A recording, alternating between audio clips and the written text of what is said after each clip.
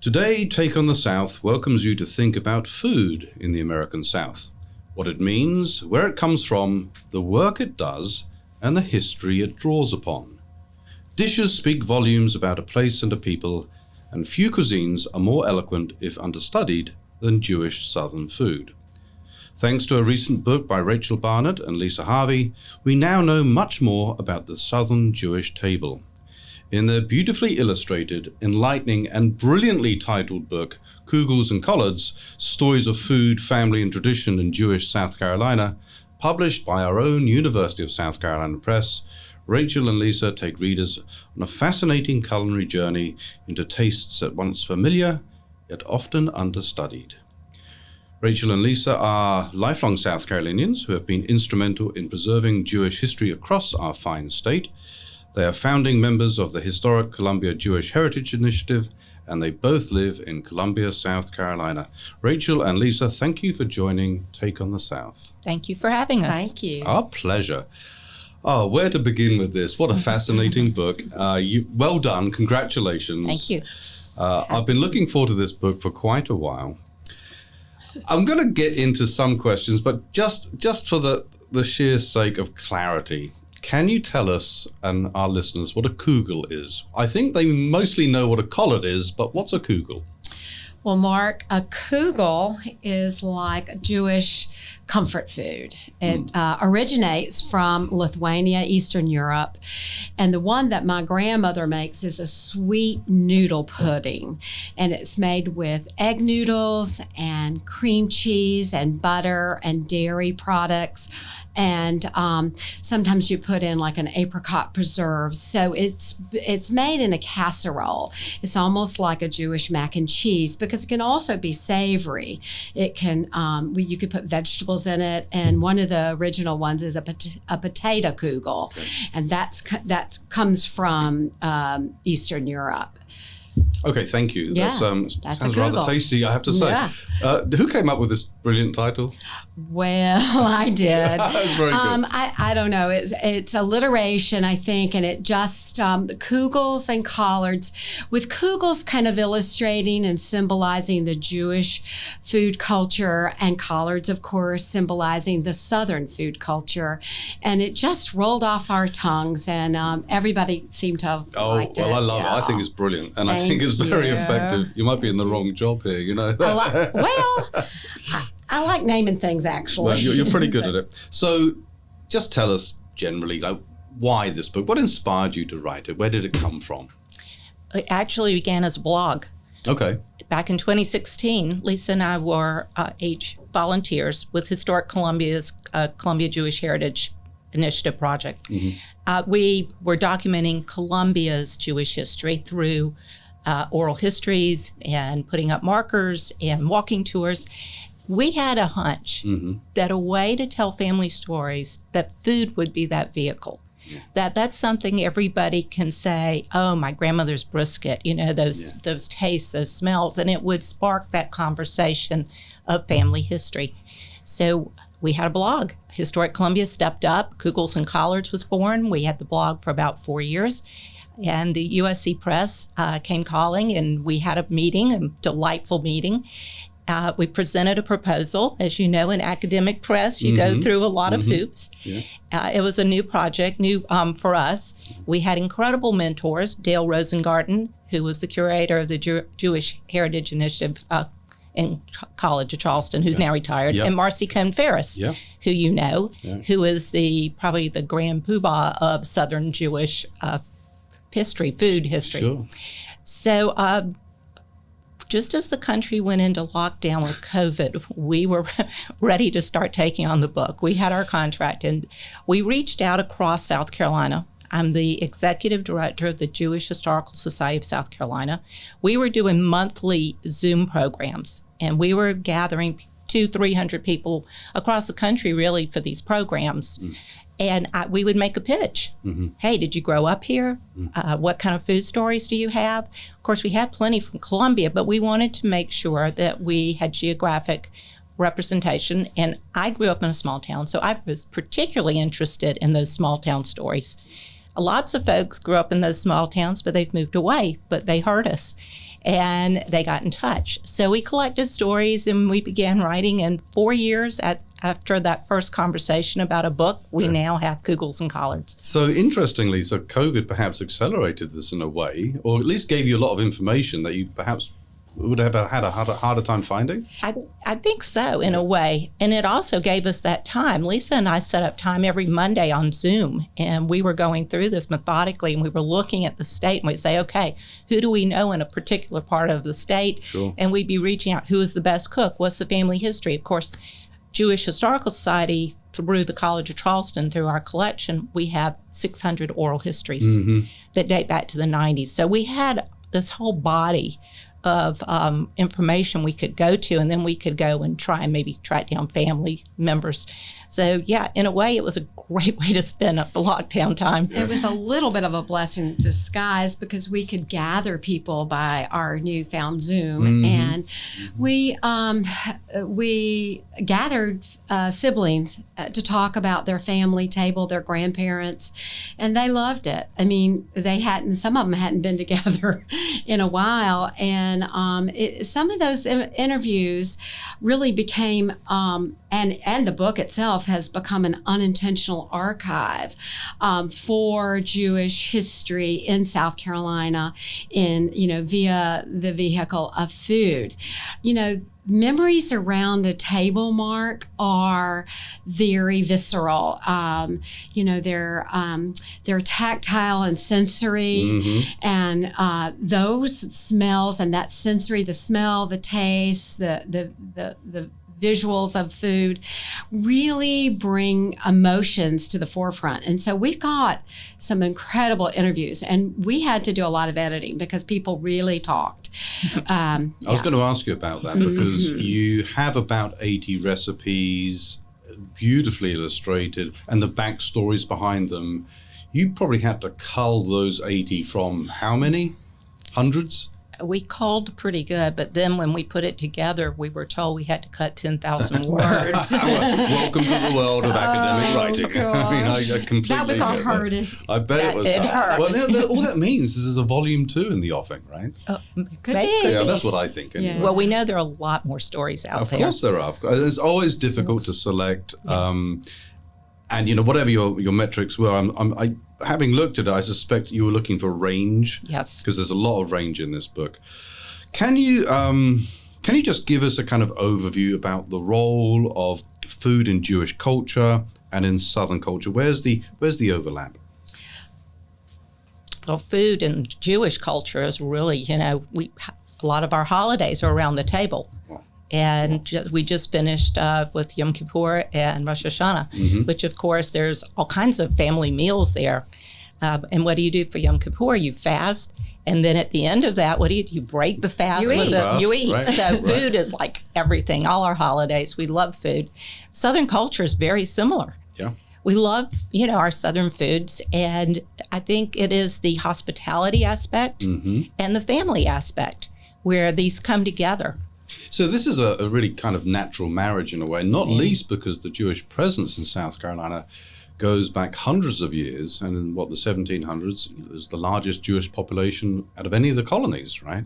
So there's been a long association here, correct? Absolutely. Right. Charleston, by 1700s, had more Jews than New York. Of course, it went downhill from there, but we certainly have a deep, deep history in the state. And South Carolina welcomed the Jews. They gave them, religious freedom. So that was a big calling card, I'm sure. So I'm sure that lots of people listening to this are going to ask the obvious question, and I'd like you to talk about this. How has the struggle to keep kosher in the land of shrimp and crab and pork shaped daily life for Jewish Southerners?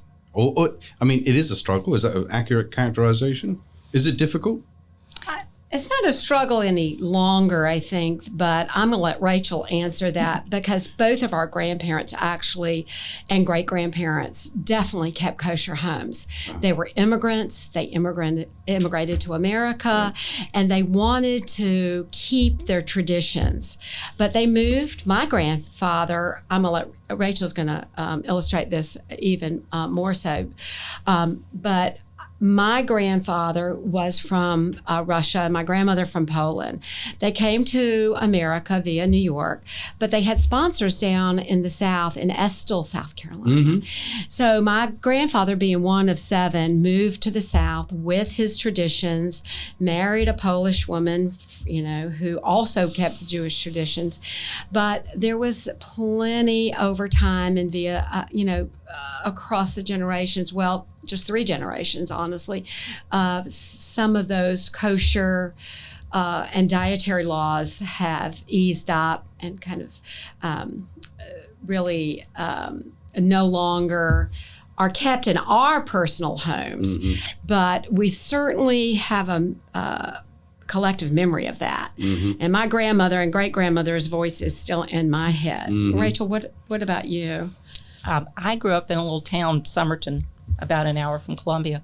And like Lyssa, my grandparents were immigrants, and they kept a kosher home, as kosher as they could in a small town. I actually think they had chickens in their backyard at one point.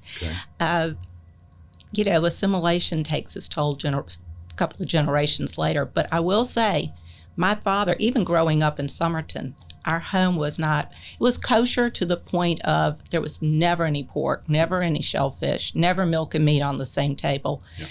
All of that was observed. I didn't taste a ham sandwich till I was in high school, and it was not in my home. It was because I traded mine with a girl at school. So, to me, that was totally forbidden when you're raised that way. Of course, assimilation takes hold, next generation. So, fortunately or unfortunately, I now partake in all of those wonderful Southern delicacies that we enjoy. But I will say, I don't eat cheeseburgers. Old habits die hard. Of course they do. And I'm really not a huge fan.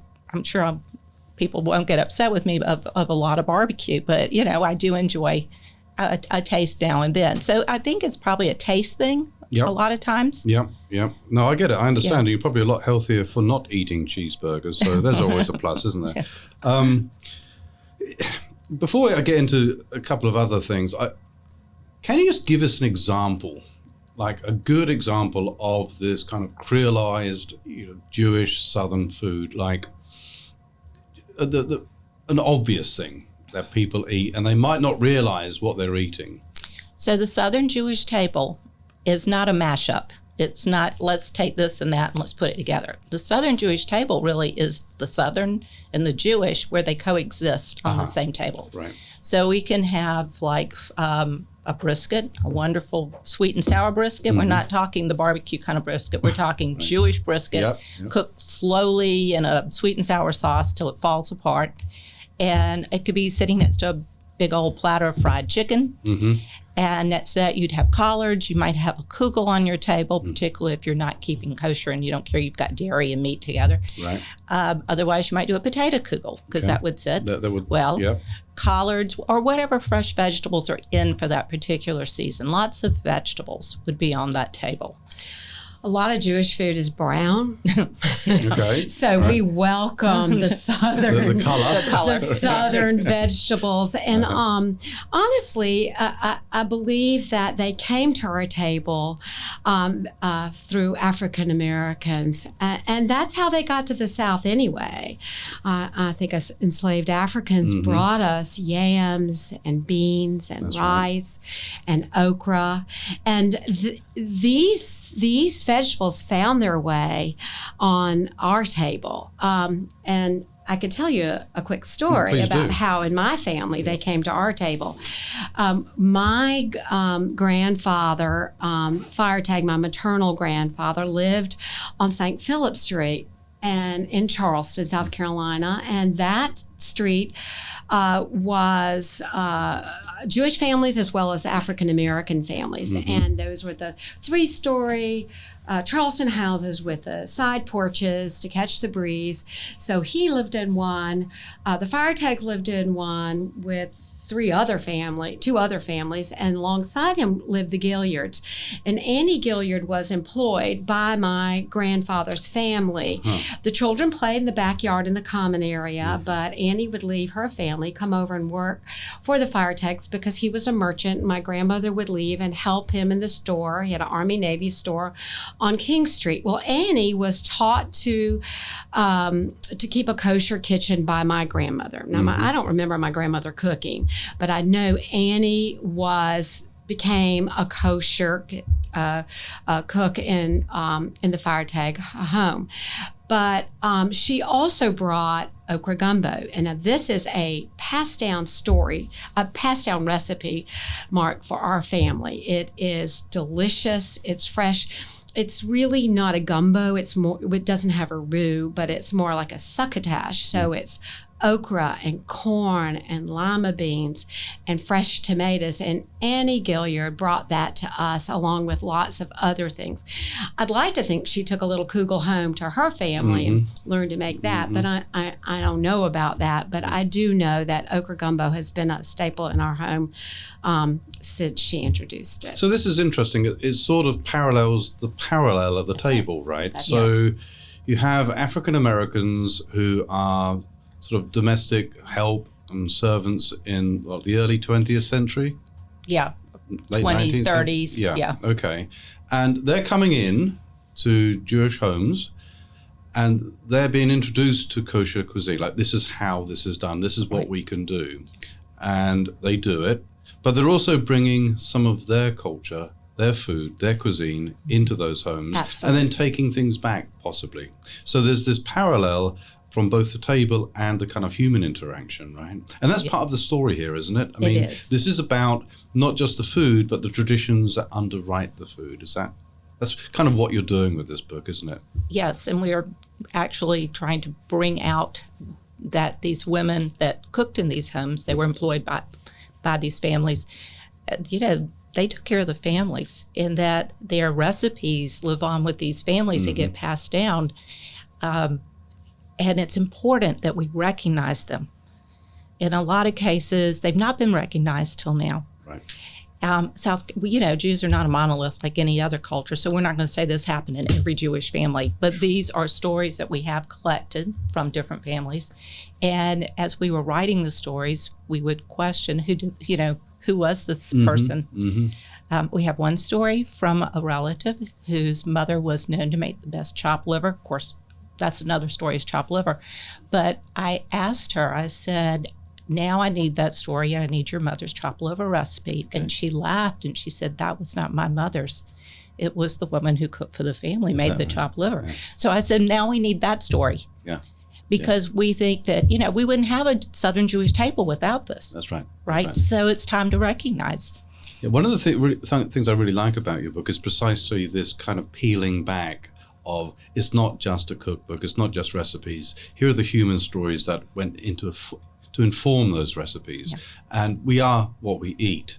But you take a really capacious view of that, and I think that's all to your enduring credit.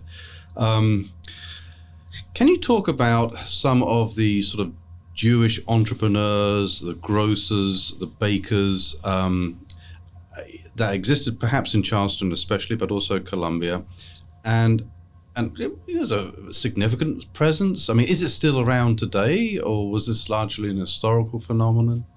We were really amazed. We could write a whole book just on Jewish entrepreneurs, business people. We found a good many in Charleston. There are more in Columbia. They're stories we didn't even touch, but we know they're there.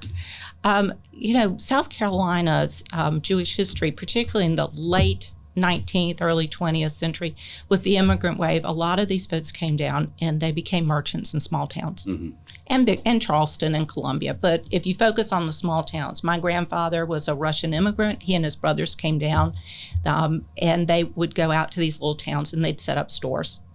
First, they were peddlers. First, they had packs, right? And they would send them on a train. And I mean, you got to think about South Carolina back in those days. I mean, I doubt if there was the roads were very good. So, they would come down on the train, they'd hit these little towns and they would peddle. They'd get a little bit of money and they might get a horse and wagon, depending on the time period. Maybe they'd get a car if you come down a little bit further time. And then they finally would settle in town and open a store. Yep. Grocery stores seem to be an entry point for a lot of these folks. There were a good many groceries in Charleston. We have another project with the Jewish Historical Society called Jewish Merchant Project, where we are documenting every Jewish merchant in South Carolina. Okay. We're approaching 800 right now, and we haven't even begun to touch a couple parts of the state. Right. So this is that story where you get those folks in, and they become entrepreneurs. They become farmers. My husband's family, Jewish family from Sumter, they were farmers. Goes back to the great-grandfather. They were able to acquire land. They couldn't do that in the old country. This is the promise of what America gave them, right? Right. So they were farmers. We have other farmers' stories. And on the farms, a lot of times they'd have commissaries, which would end up being, a grocery or something like that. We do have stories of kosher butchers in Charleston. Okay, I was going to ask about There are kosher butchers, some great kosher butcher stories. We have the pigeon plant over in Sumter, which is still in operation. That's a squab. They are still shipping squab and poutine around the world. So, and that was Jewish owned. There are lots of really great stories of Jewish entrepreneurs. And the restaurants come along. There was a kosher restaurant in Charleston. Right. When was that? That was probably in the 30s and 40s. Okay. Which we really need to do a deeper dive. My mother just told me about it. My mother's 90 and she grew up in Charleston. So she just popped up with that. And that's something we would like to. That is fascinating, isn't it? Yeah, that deserves a history right there. Right there. Well, now, there is today Grouch's Deli, which is started in the 40s, and they did a good effort of bringing down New York foods and blintzes and pastrami, and that's still here. So we're real proud of that, and that's actually a franchise around the South. And then there's my cousin's restaurant, Hyman Seafood, which is in Charleston. It actually started out at Aaron's Deli. His brother is Eli and Aaron Hyman own Hyman's Seafood, and Aaron started out as Aaron's Deli to bring kosher and deli foods to Charleston, but his brother came and decided that it might be a better fit to make it a seafood. So what Eli decided to do is take some of the foods, some of the contemporary Southern foods like shrimp and grits, and make it more delectable, more edible, and for folks that are not comfortable with shellfish or have shellfish allergies. So he created a salmon and grits that's very popular.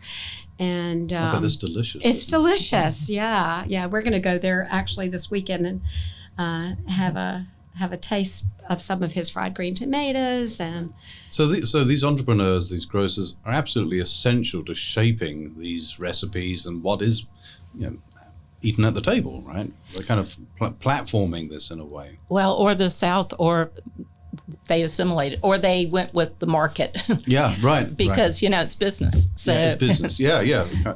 So could you talk to me about the role of Southern women and all of this? Because I know this figures quite prominently in your book.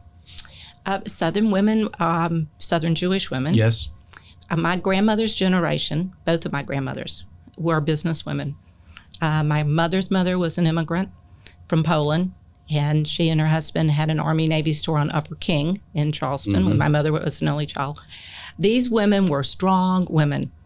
Her husband died when my mother was young. And we find that story, unfortunately, some of the men died young, and left the women in. They raised the children, and they ran the business. And they would have, somebody at home helping them with the children and cooking. And they were pretty amazing, in my view. I mean, both my grandmothers were. The one that was in Somerton did the same thing. She ran the business with her husband and took care of the home, and they were also involved with their Jewish communities, which is more difficult when you live in a tiny town. Yes. So, it takes an effort. There's a beautiful story about my Aunt Clara. It's my grandfather's sister, who I supposedly look like freckles and red hair. And if I'm just going to read this one sentence. Please and it do. says, although she was white, Clara, a Jewish woman serving an almost exclusively African-American clientele in Ward 1 in Columbia, South Carolina, through 41 years of reliable service, relationship building, and the generous lending of credit to those in need, she became a protected and well-respected member of her community. In a quick look around Baker's grocery, a customer might see a fresh produce with onions, collards, and turnips, milk and butter, eggs brought from an elderly woman. And Baker advertised a slew of non-kosher meats, including ham hocks, pig ears, and pickled pig's feet.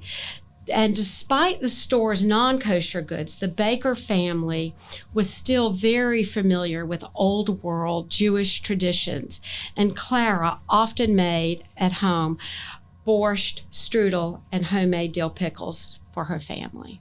That is a very clever and nice summary, I think, of a lot of what you say in this book. What do you need your readers to take away after they read Kugels and Collards?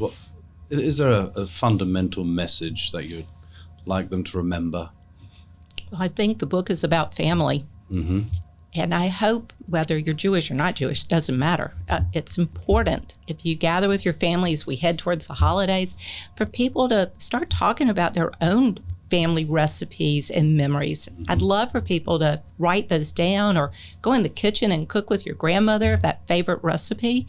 It's really important to preserve these recipes. We found a lot of them were told. Many of them had not been written down, which meant we had to go in the kitchen and trial and error. We hope we are doing service to these wonderful recipes, because sometimes, cooking is an art. It really is. Yes, it is. Yes. So I hope people take away that, family and around that table is really important, and to, savor your own story. Sure. That's what we like to say. Savor your story. Savor your story. Rachel Barnett, Lyssa Harvey, author of Kugels and Collards, published by the University of South Carolina Press. Thank you for being on Take on the South. Thank you very much for having us. Thank you, Mark.